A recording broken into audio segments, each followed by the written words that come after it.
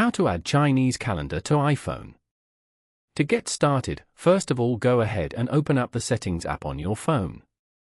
In Settings, scroll down to the end and tap on Apps. Then, go to Calendar. On the Calendar Settings screen, scroll down and tap on Alternative Calendars.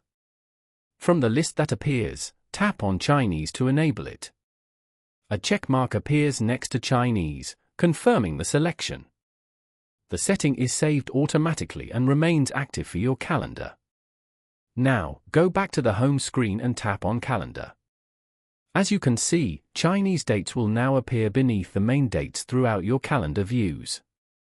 The additional date is shown in smaller text, providing a clear reference without altering any events. The change takes effect immediately, so you can browse your schedule and see the Chinese dates alongside the Gregorian dates. Following these steps, you can easily add Chinese calendar to iPhone.